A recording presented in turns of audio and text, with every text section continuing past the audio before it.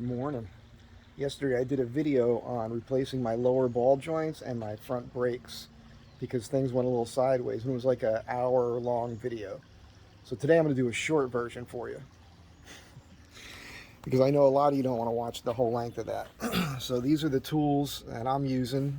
Impact driver, socket for my lug nuts, 1 inch by 1 1/16 box wrench for upper and lower castle nuts on the ball joints, 1/2 inch drive, it's an 18 mil on there, socket for the wheel hub, a persuader, 3/8 drive, 13 mil for the removing the bracket for the brake line, also 13 mil for that.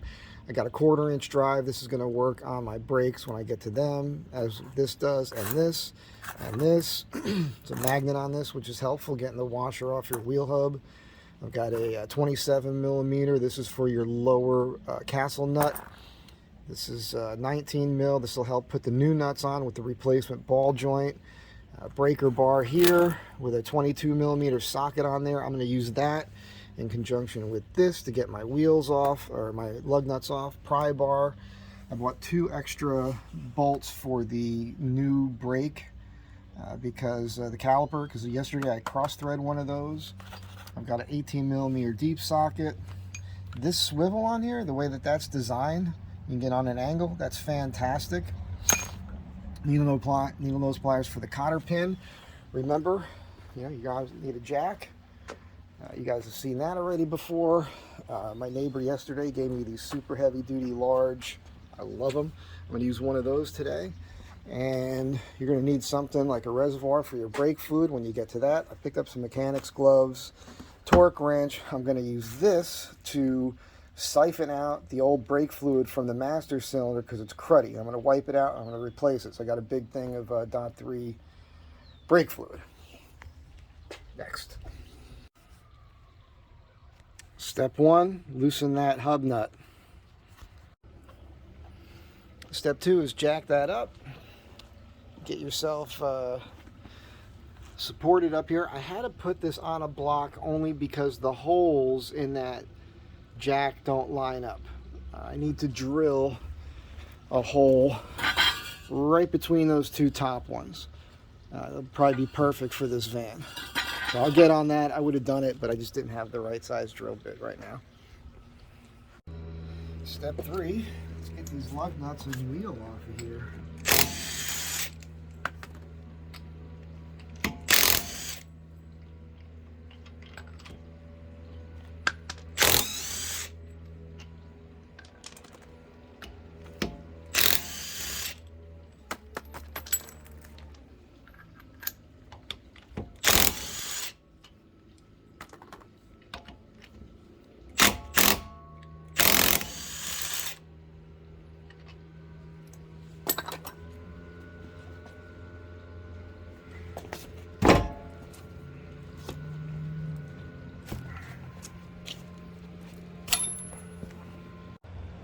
Next step is to remove the 2 18 millimeter bolts that hold the caliper in place. Wire that off to the side. Now I could take this off completely and disconnect the brake line because I am going to replace all this, but for now I'm going to wire it to the side because if I do that it's going to just drip brake oil. I'd rather deal with that at the end. After that I have to remove this bolt, unplug the wire from up top. This is your brake sensor wire. I have to take the nut off here, disconnect that, pull the wire out of the way. Next step after that, pull your cotter pins, remove your castle nut under here, right down here, sorry. Castle nut, castle nut, castle nut. Get all those off of there. This whole assembly, obviously I have to pull the rotor. The whole assembly is going to come completely off. When I say whole assembly, get you a wider angle, I'm talking about this whole knuckle. I'm going to disconnect it on all 3 of those points. I'm going to take the bolts out from underneath here for the lower ball joint. And then I'm going to slide that ball joint attached still because it won't pop out, as we discovered yesterday. This whole assembly is going to fall into my lap, and then I'm going to beat that out of there. And then I'm going to put it all back together. Forgot to mention, you want some wire so you can hang the caliper up out of the way. Also, to safety, this axle, when you remove it, you have to pop that in and it'll hold the axle up. And when you wire this stuff, wire it inside your upper control arm to all the way up here to the top of the shock mount. This way, when you need to lift this upper control arm to get the ball joint out of there, you won't be fighting the weight of that stuff if you're wiring it to this.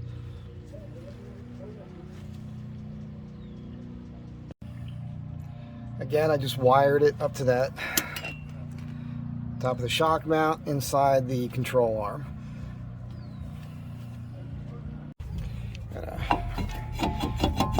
Remove that. I'm going to back this nut off. I'm going to tap the axle in and continue on. Removing that bracket. Have to unplug it up top in there. Have to remove this bracket. This wire will be the bane of your existence on this job.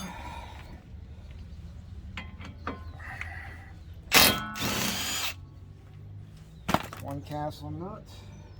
This is an 18, that's a 27 or 1.16 inches. And this upper one,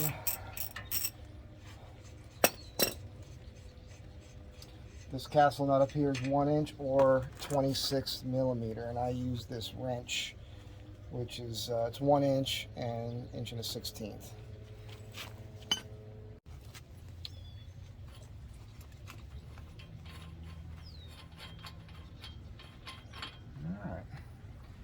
I also just removed the wheel hub nut, and I just want to get this out of here. I got a little magnet on here which helps. Of course, now I'm trying to do it all with one hand, but once you get it to a point, you can get in there with your fingers. Ta-da! Keep all your stuff to the side there where you know where it's at. You can find the right size punch. So I'm just going to use this bolt here. And that went in, so that's separated. Nice, nice.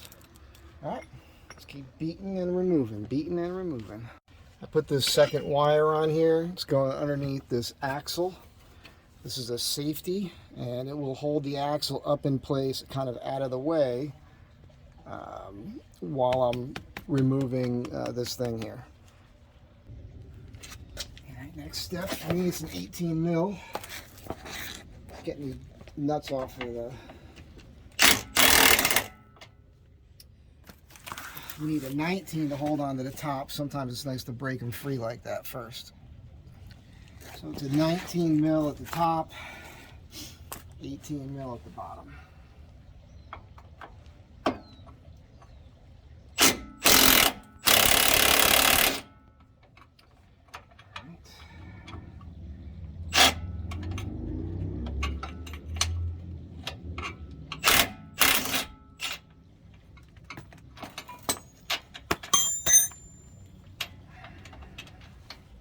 The hardest part of this is getting the wrench to fit on that top bolt.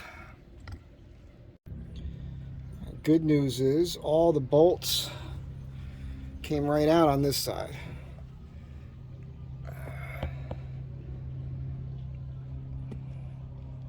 I was able to get all those out. No problem. Alright, next step. The beat on everything.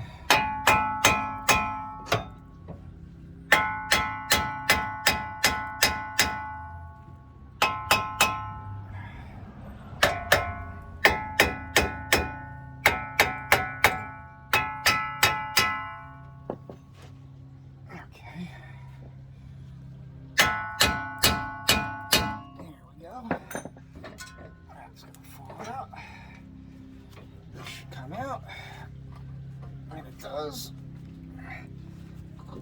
Okay, I'm going to suspend this better with the wire. Have to take some slack off of that, I guess.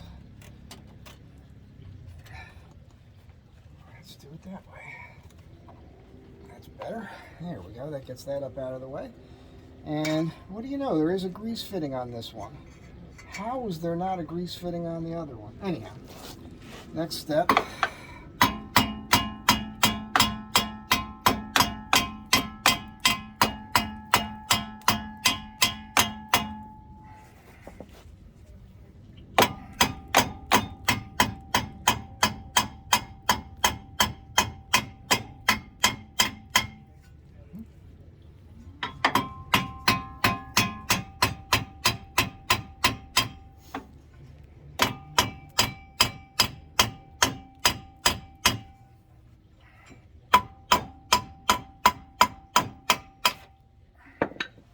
And that's that.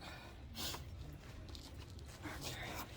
Next step, I'll be beating this out of here. Which I think I could do right now. Maybe. I know I said this would be a short video, but I'm going to try to capture everything for you.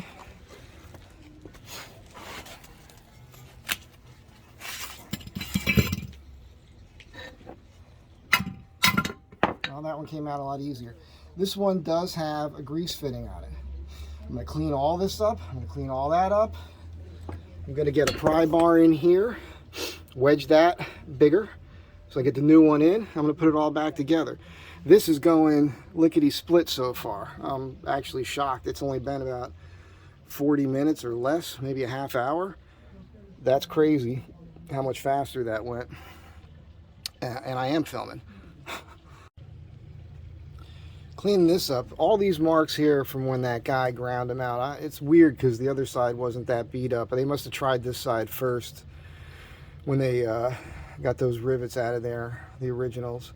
Anyhow, I'm going to get some rags up in there, and then I'm going to use this pry bar here. I'm going to get it up in here. I'm going to be prying in both directions, all the way across this, all up and under here, to create enough room to get the new ball joint to slip in there.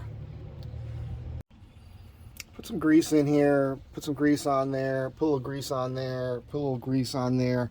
It'll make it a little bit easier, I think, when you go to take things apart down the road.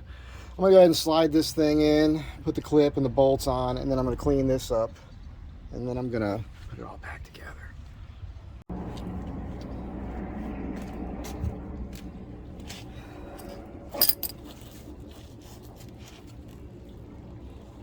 Yesterday was from the front angle. I'm going to do this one from the rear for you guys.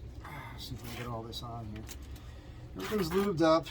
This wire is going to be a hassle. Make sure you got your castle nuts sitting here, because you're going to want to, and your wheel hub nut, because as things go on, you're going to want to put those on to hold it in place.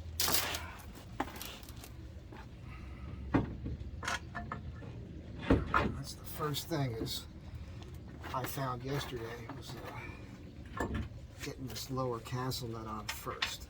Then you're not just holding all the weight by hand. This will be the longest part of this video. For those of you cringing after either watching the whole hour yesterday or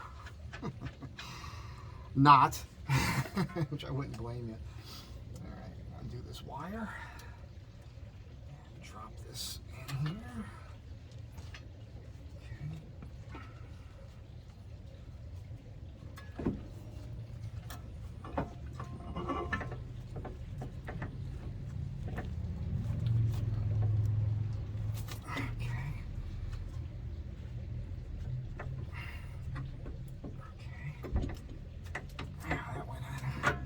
Easier than what happened yesterday, I'll tell you that much. Okay, so the next trick is your 1 1/16 under here and tighten this, because what did I tell you about this wire? Tighten this up. It's going to raise up the whole knuckle and make your life a lot easier for everything else. That's pretty good. Alright, can't really go anywhere. So right now I don't even have to put the nut in here because this is holding on a lot better than yesterday. But maybe we will. And I'll put the washer on first this time because it's really in there. Yesterday on the other side it was more of a hassle.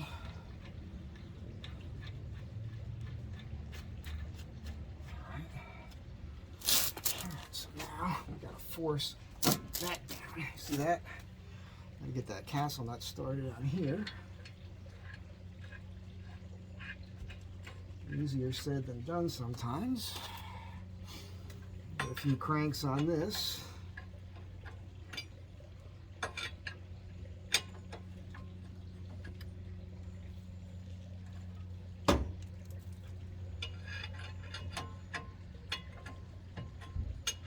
I want to point out that this is a 12-point box wrench.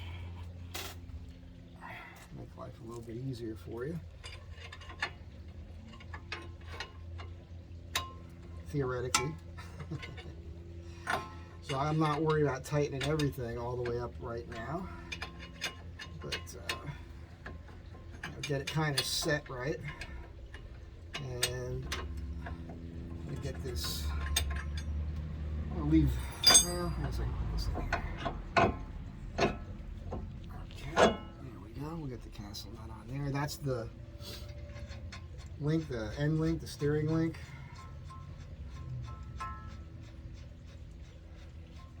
Okay, so everything's in place. I just have to tighten this castle nut here. Where am I looking? Yeah, it's my hand. Okay.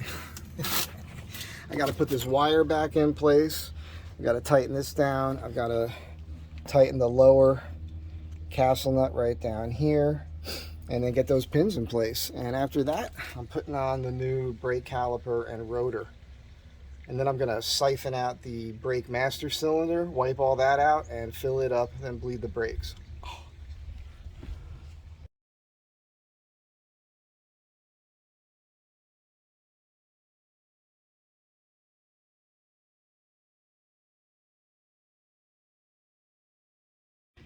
Alright, so we're all buttoned up here. Interesting thing, these are Torx here. Across the way, that shiny gold thing that you might see is a hex head, which I thought was interesting. So they don't match. But that's okay. Made a little bit of a mess getting that in there with the brake fluid, which is okay. Next step, I'll be putting the wheel on, torquing this down, getting back down on 4 wheels, and then I'm going to siphon out that fluid, wipe out the reservoir, fill it up, and then pump them brakes and bleed that line. Pretty much done.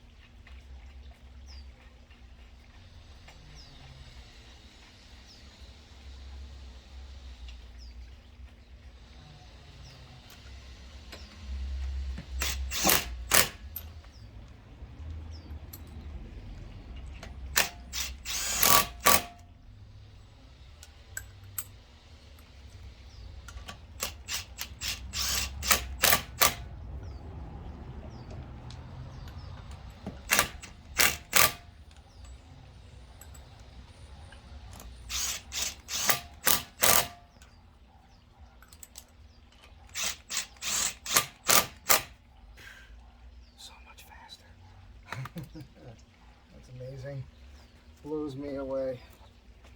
Alright. I'll jack that up and get that stand out of there. Alright. That's done. Lower ball joint, new brakes, lower ball joints on both sides. But today only took me 2 hours, even with filming. I'll do a quick little separate video on doing this brake thing here, I think. I don't know if it's worth it. You guys can figure that out. But anyhow, I'm pretty stoked about this. And I'm going to do a little talk up at the end here in the van, because when I got in the van yesterday, but even today, I drove around a little bit in the morning, I no longer had that crazy vibration when I was in drive with my foot on the brake at stoplights and stop signs and things like that. So loose or worn front end suspension parts could be your problem. Anyhow, have a great day. Be good to one another. Thanks for being here. I hope you appreciate the shorter version.